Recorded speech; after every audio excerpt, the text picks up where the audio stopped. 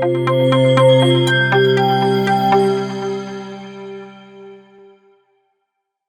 बहुत स्वागत है आपका इकोनॉमिक्स हिंदी विद मैथ में। तो ये वीडियो क्लास 12 के लिए बहुत इंपॉर्टेंट होने वाला है, क्योंकि इस वीडियो में हम देखने वाले हैं कुछ ऐसे शब्दों के बारे में और उनकी परिभाषाओं के बारे में जो कि हमें बड़े क्वेश्चन के टॉपिक को समझने में तो सहायता करेंगे ही, साथ ही आपको जो है 1 से 2 नंबर आपको दिला सकते हैं। ठीक है, जो आपके शॉर्ट टाइप क्वेश्चन आंसर आते हैं क्वेश्चन पेपर में वो भी आपके क्लियर हो जाएंगे। तो चलिए शुरू करते हैं आज की वीडियो। ये है क्लास जो है 12th के लिए है मैक्रो इकोनॉमिक्स का जो है। यहाँ पर आप स्टार्टिंग से देख सकते हैं, यहाँ पे उसके कुछ टर्म हैं। यहाँ पर जैसे कि उपभोग वस्तु यानी उपभोक्ता वस्तुएं क्या होती हैं, पूंजीगत वस्तुएं क्या होती हैं, अंतिम वस्तुएं क्या होती हैं। तो ये सारे जो है टॉपिक्स हैं। यहाँ पर ये क्या है, टॉपिक की कुछ टर्म है जो कि आपको पता होनी चाहिए। ये 1 या 2 नंबर में आ जाते हैं, तो ये इस तरह से आपको पता होनी चाहिए। और अगर ये आपको पता है तो आप जो है आसानी से कर सकते हैं बड़े टॉपिकों को भी। तो चलिए शुरू करते हैं और देखते हैं हम यहाँ पर पहला क्या है हमारा, कहता है कि उपभोग वस्तुएं। सबसे पहली बात है उपभोग वस्तुएं क्या होती हैं। वे अंतिम वस्तु, उपभोग क्या होते हैं, वे अंतिम वस्तुएं और सेवाएं जो प्रत्यक्ष रूप से उपभोक्ता की मानवीय आवश्यकताओं की पूर्ति करती है। ठीक है, क्या कहते हैं, यानी वे वस्तुएं जो प्रत्यक्ष रूप से, कैसे, प्रत्यक्ष रूप से उपभोक्ताओं की मानवीय आवश्यकताओं की पूर्ति करती हैं, उसे उपभोक्ता द्वारा क्रय की गई वस्तु और सेवाओं को उपभोग वस्तु कहते हैं। ठीक है, वस्तुएं कहते हैं। तो उपभोग वस्तुएं क्या होती हैं, यहाँ पर क्लियर हो रहा है कि अंतिम, ऐसी अंतिम वस्तुएं और सेवाएं। यहाँ पर अंतिम शब्द लगाया गया है, इसे ध्यान से आपको देखना है। अंतिम वस्तुएं और सेवाएं जो प्रत्यक्ष रूप से उपभोक्ता की मानवीय आवश्यकताओं की पूर्ति करती हैं, उन्हें हम, और उपभोक्ता उन्हें क्रय करता है। ठीक है, उनकी क्रय करता है, यानी उपभोक्ता द्वारा क्रय की गई ये सभी वस्तुएं और सेवाएं उपभोग वस्तुएं कहलाती हैं। तो यहाँ पर हम इसको समझते हैं, एक एग्जाम्पल के माध्यम से समझेंगे तो बेहतर हमें समझ में आएगा। तो यहाँ पर मैं क्या कहता हूँ, यहाँ पर जो है एक एग्जाम्पल ले लेता हूँ। सबसे पहले यहाँ पर मान लीजिए यहाँ पर एक व्यक्ति है। ठीक है, ये व्यक्ति है। अब ये व्यक्ति है जाता है, यहाँ पर क्या है, एक व्यक्ति है और ये क्या कर रहा है, बाजार में जाता है। बाजार से क्या करता है, ये यहाँ पर प्रत्यक्ष रूप से सेवा कुछ भी खरीदता है। ठीक है, अब इसने कुछ भी खरीदा, यहाँ से बाजार से खाने के लिए कुछ भी खरीदा। अब क्या है, यहाँ पर जो भी इसने खरीदा है ना, जो भी वस्तु खरीदी है वो वस्तु उपभोग वस्तु। मान लीजिए यह गया बाजार में और इसने बर्गर खरीदा। ठीक है, बर्गर खाने के लिए बाजार से खरीदा। तो बर्गर क्या है, इसने खाने के लिए खरीदा और एक खा लिया इसने। उसके बाद ये बर्गर क्या हुआ, ये बर्गर एक उपभोग वस्तु है। ठीक है, आई होप यहाँ पर क्लियर हो रहा होगा। बर्गर क्या है, एक उपभोग वस्तु है। ठीक है, यानी इसमें क्या होता है कि ऐसी अंतिम वस्तु, देखिए अंतिम है, अंतिम यहाँ पर शब्द ये भी अंतिम है। क्यों, अगर ये बर्गर को ले जाता, ठीक है, और ये दोबारा से अपनी दुकान लगा कहीं बेचने लगता, तो इसका मतलब है ये अंतिम नहीं होता। ठीक है, ये उपभोग वस्तु नहीं कहलाती। अगर ये खुद ही इसका इस्तेमाल कर ले तो उसे उपभोग वस्तु कहेंगे। आई होप यहाँ पर क्लियर हो गया। चलिए अब देखते हैं नेक्स्ट जो है हमारा टॉपिक है। नेक्स्ट क्या है हमारा, कह रहा है पूंजीगत वस्तुएं। अब पूंजीगत वस्तुएं क्या होती हैं, ऐसी, यानी वे ऐसी अंतिम वस्तुएं, इसमें भी अंतिम है। ठीक है, वे ऐसी अंतिम वस्तुएं जो उत्पादन में सहायक होती हैं। ठीक है, वे ऐसी अंतिम वस्तुएं जो उत्पादन में सहायक होती हैं। कोई सी वस्तु का उत्पादन किया जा रहा है, जैसे कि मान लीजिए एक मशीन का उत्पादन किया जा रहा है और मशीन के उत्पादन में जैसे नट बोल्ट हो गया, तो नट बोल्ट मशीन में लगते हैं, तो मशीन के उत्पादन में कौन सहायक है, नट बोल्ट सहायक है। तो इस तरह से क्या है यहाँ पर, तथा यहाँ पर आय के सृजन के लिए प्रयोग की जाती है। ये उत्पादक की पूंजीगत परिसंपत्ति में वृद्धि करती हैं। ठीक है, पूंजीगत वस्तुएं वे वस्तुएं होती हैं जो उत्पादन में सहायता करती हैं तथा आय के सृजन के लिए प्रयोग की जाती हैं। किस लिए प्रयोग होता है उनका, आय का सृजन, यानी आय सृजित करने के लिए, यानी पूंजी को और बढ़ाने के लिए प्रयोग की जाती हैं ऐसे उत्पादन। और ये क्या करती हैं, ये उत्पादक की पूंजीगत परिसंपत्ति में वृद्धि करती हैं। ठीक है, तो यहाँ पर ये चीज हो गई। अब ये है यहाँ पर क्या, पूंजीगत वस्तु है क्या। अब मैं एक एग्जांपल देता हूँ जिससे ये क्लियर हो जाएगा कि पूंजीगत वस्तु है क्या, ये किस तरह से काम करती है। ठीक है, तो पूंजीगत वस्तु की बात करें तो यहाँ पर एग्जांपल के माध्यम से समझते हैं। सबसे पहले पूंजीगत वस्तु देखते हैं। यहाँ पर क्या है कि मान लीजिए यहाँ पर एक आपने मशीन लगाई है। ठीक, ये मशीन है।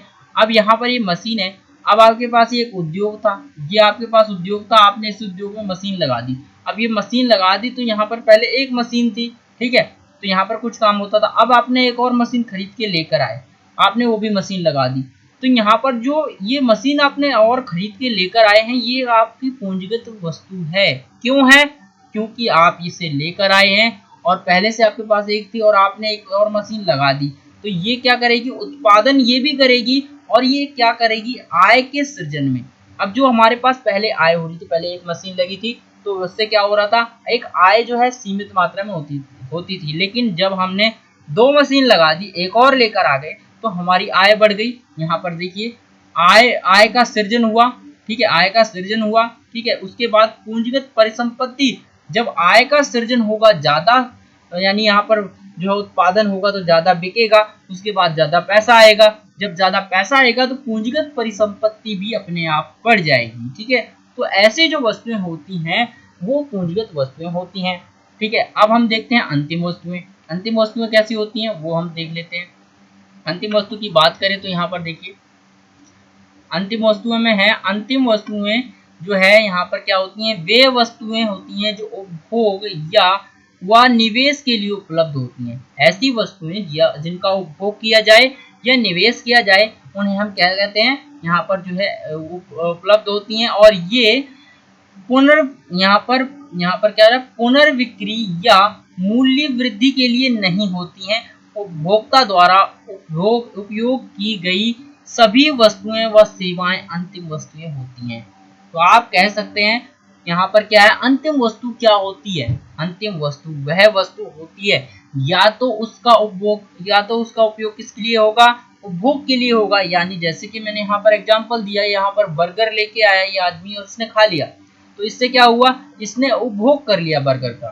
तो यहाँ पर ऐसी वस्तु होगी, ये अंतिम वस्तु कहलाएगी। यानी उपभोक्ता वस्तुएं, जितनी भी उपभोक्ता वस्तुएं, तो हम कह सकते हैं कि जितनी भी ये उपभोक्ता वस्तुएं होती हैं, ये सारी उपभोक्ता वस्तुएं सारी की सारी अंतिम वस्तुएं होती हैं, ठीक है। यहाँ पर ऐसी वस्तुएं जिनका ये उपभोग कर लेगा, ये सारी की सारी हम नहीं कह सकते, लेकिन यहाँ पर क्या कुछ वस्तुएं होती हैं जो कि अगर ये खुद ही उपभोग करेगा, ठीक है, उपभोक्ता वस्तुएं हैं, उपभोग खुद ही करेगा तो यहाँ पर अंतिम वस्तु कहलाएगी ये, ठीक है। या फिर इसका निवेश के लिए उपयोग किया जाए। पहला है उपभोग के लिए, किसी ने वस्तु खरीदी और उसको जो है उपयोग कर लिया, मतलब जैसे कि इसने बर्गर खरीदा और खा लिया, तो यहाँ पर एक अंतिम वस्तु हो गई ये बर्गर, ठीक है। और निवेश क्या है?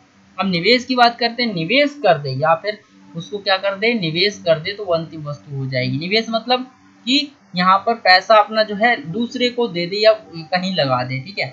तो यहाँ पर और दूसरा पुनर्विक्रय है, यानी यहाँ पर क्या है? पुनर्विक्रय के लिए नहीं होनी चाहिए और मूल्य वृद्धि के लिए नहीं होनी चाहिए। यानी अब यहाँ पर मूल्य वृद्धि, पुनर्विक्री, दोबारा से वस्तु को बेचा नहीं जा सकता। जैसे कि ये खरीदेगा, बर्गर खरीदा तो बर्गर को दोबारा बेचेगा नहीं, ये खाएगा, ठीक है। उसके बाद यहाँ पर मूल्य वृद्धि, यहाँ पर मूल्य वृद्धि नहीं हो सकती।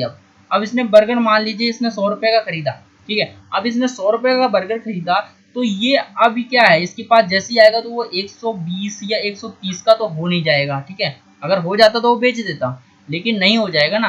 तो इसकी अगर ये मूल्य वृद्धि करेगी, अगर ये बेच देगा 120 में 100 का खरीद के, तो इसका मतलब ये अंतिम वस्तु नहीं है।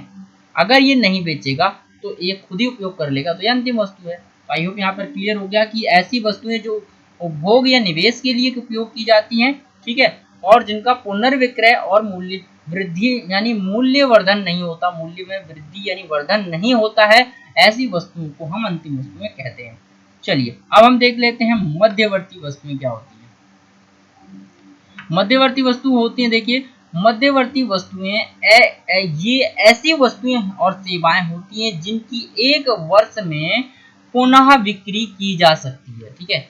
एक वर्ष के अंदर पुनः बिक्री की जा सकती है या अंतिम वस्तुओं के उत्पादन में कच्चे माल के रूप में प्रयोग की जाती है या जिनका रूपांतरण संभव है, यानी रूपांतरण किया जा सकता है। ये प्रत्यक्ष रूप से मानव आवश्यकताओं की पूर्ति नहीं करती हैं, ठीक है, मानव आवश्यकताओं को पूर्ति नहीं कर सकती हैं, उत्पादन द्वारा प्रयोग की जाती हैं, ठीक है, उत्पादक द्वारा प्रयोग की जा सकती हैं, किया जाती हैं। और यहाँ पर क्या होता है? ये सेवाएं जैसे कि वकील की सेवाएं, कच्चे माल उपयोग या आदि हो सकती हैं।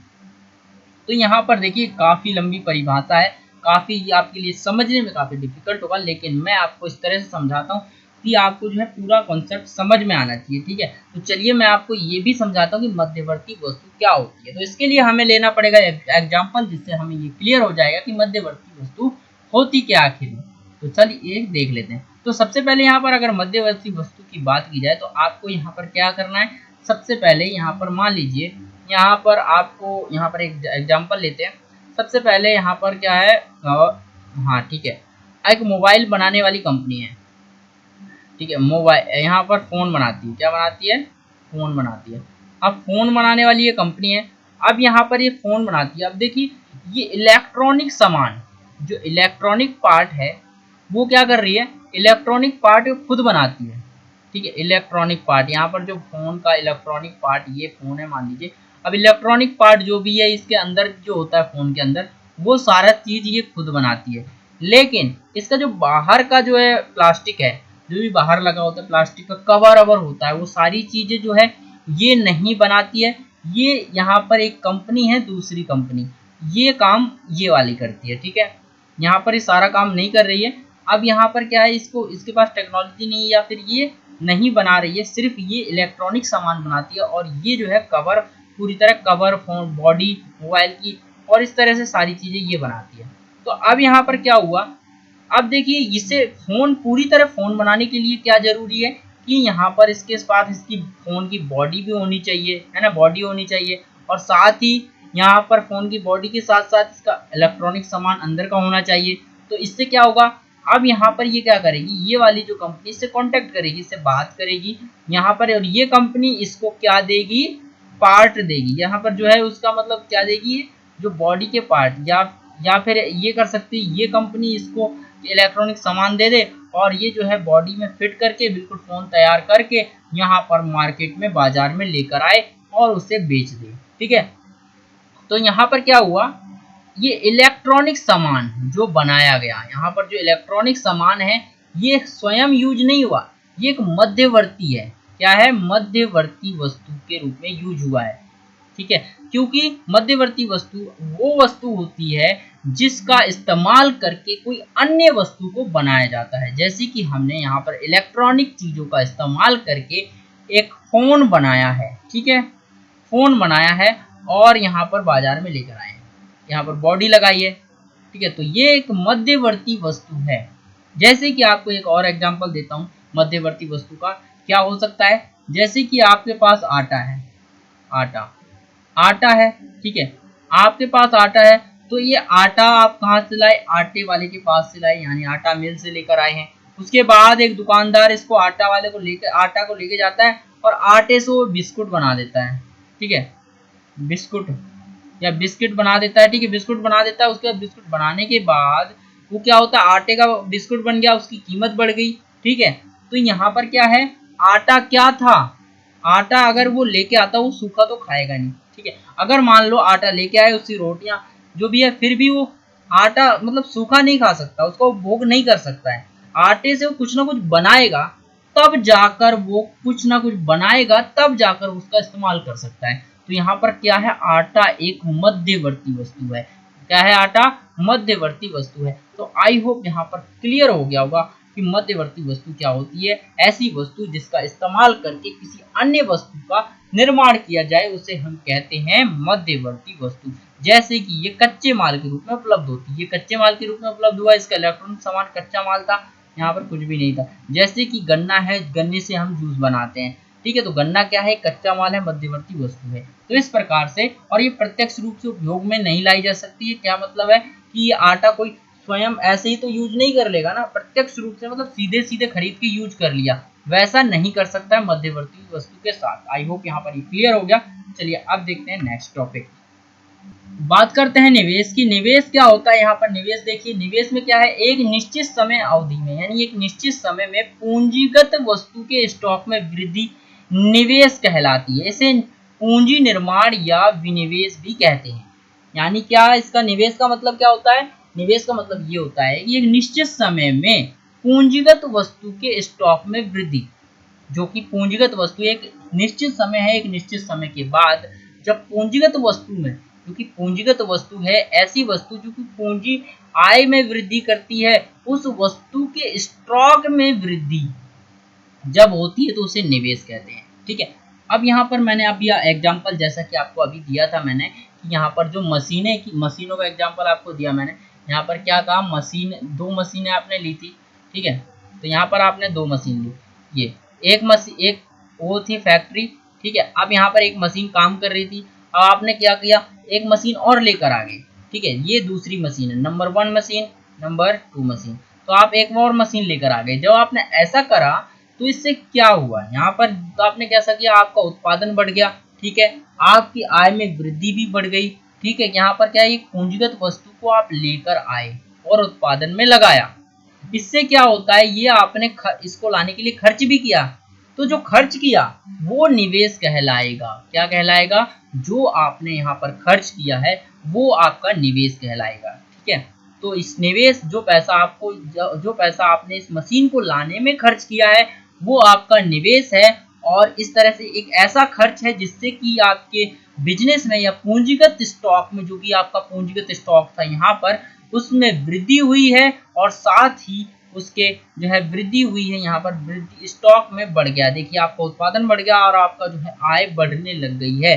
तो ऐसा जब हम करते हैं तो उसे निवेश कहते हैं। ठीक है, आई होप क्लियर हो गया। चलिए अब हम देखते हैं मूल्यह्रास। मूल्यह्रास क्या होता है, सामान्य टूट फूट या अप्रचलन के कारण अचल परिसंपत्ति के मूल्य में गिरावट को मूल्यह्रास या अचल जो है यहाँ पर अचल पूंजी का उपभोग कहते हैं।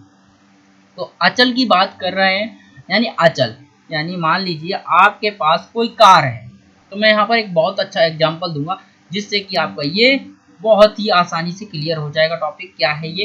यहाँ पर चलिए पहले इसको पढ़ लेते हैं क्या है। जैसे कि मूल्यह्रास स्थायी पूंजी के मूल्यों को उसकी अनुमानित आयु से भाग करके ज्ञात किया जा सकता है। अब मूल्यह्रास को ज्ञात अगर करना है तो आप कर सकते हैं, कैसे करेंगे, यहाँ पर स्थायी पूंजी के मूल्य को, जो भी स्थायी पूंजी का मूल्य है उसकी अनुमानित आय, जैसे कि स्थायी पूंजी जो कि आपकी मशीन थी, मान लीजिए मशीन लेकर आए थे, आपने इतना इसने निवेश किया था और इसने काफी समय हो गया और आप इसका यूज भी करते रहे, उसके बाद ये स्थायी पूंजी है और आपको पता है कि इसमें मुझे इतनी अनुमति, मतलब इतना मैंने पैसा लगाया है।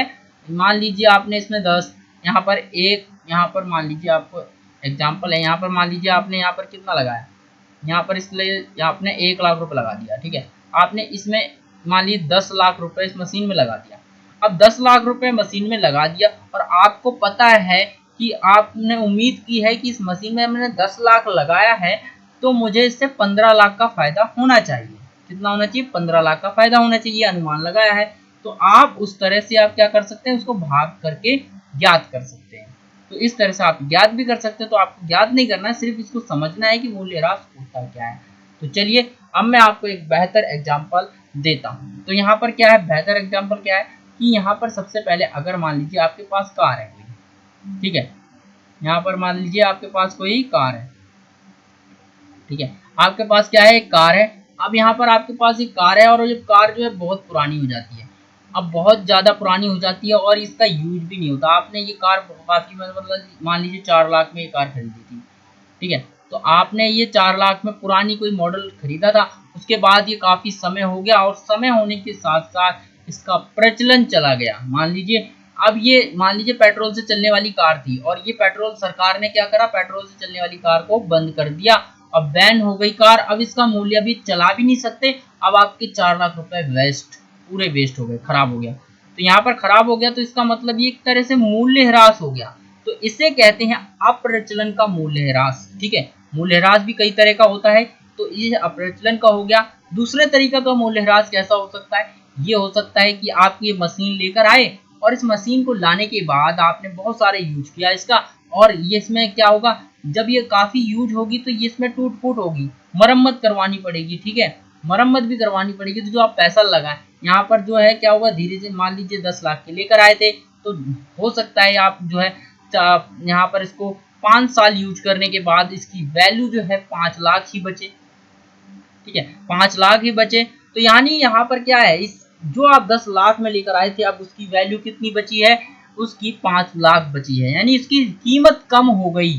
तो ये कम होना, कीमत इस तरह से रखे रखे वस्तुओं का जो है टूट फूट होने के कारण जो है कीमत कम होना, या अप्रचलन अप्रचलन के कारण, जैसा कि मैंने अभी एग्जांपल दिया, अप्रचलन के कारण जो है यहाँ पर क्या है, मूल्य में जो गिरावट आती है उसे कहते हैं मूल्यह्रास। ठीक है, उसे कहते हैं, हम क्या कहते हैं, मूल्यह्रास कहते हैं। जैसे कि अगर आप अचल परिसंपत्ति की बात करें तो यहाँ पर ये जैसे मूल्य में गिरावट आ रही है, तो यहाँ पर आई होप यहाँ पर ये क्लियर हो गया होगा कि मूल्यह्रास होता क्या है, अप्रचलन के कारण होता है। ठीक है, जैसे कोई वस्तु है उसमें, जैसे मान लीजिए एक और एग्जांपल देता हूँ आपको, कैसा है, मान लीजिए आप जो है एक तरह मतलब एक फैशन चल रहा है, मतलब लोग जो है इस तरह से यहाँ पर जो है जीन्स का फैशन है, तो बहुत बढ़िया बढ़िया मतलब एक जीन्स का फैशन आया, या फिर शूज जूतों का फैशन आया, तो लोग इस तरह के जूते मतलब बिल्कुल पॉलिश वाले जूते पहनना बहुत पसंद कर रहे हैं, तो वो चल रहे हैं। ठीक है, और कभी ट्रेड आ गया, मतलब खत्म हो गया, वो फैशन खत्म हो गया, अब जो है स्पोर्ट्स शूज पहनना लोग पसंद कर रहे हैं। तो ये जो था, इनकी वैल्यू गिर जाएगी और इनकी वैल्यू बढ़ जाएगी। तो इनकी वैल्यू जो गिरी है अप्रचलन के कारण, अब लोग पसंद नहीं करते हैं, अप्रचलित हो गया, तो इसे कहेंगे मूल्यह्रास, इसे भी मूल्यह्रास कहेंगे। तो आई होप यहाँ पर ये सारे टॉपिक आपको क्लियर हो गए होंगे, और अगर क्लियर हो गए तो लाइक करें और वीडियो को मतलब चैनल को सब्सक्राइब कर लीजिए अभी, और बेल आइकन भी दबा लीजिए ताकि आपको वीडियो को नोटिफिकेशन मिलती रहे। तो चलिए फिर मिलते हैं हम एक नए टॉपिक में नई वीडियो के साथ।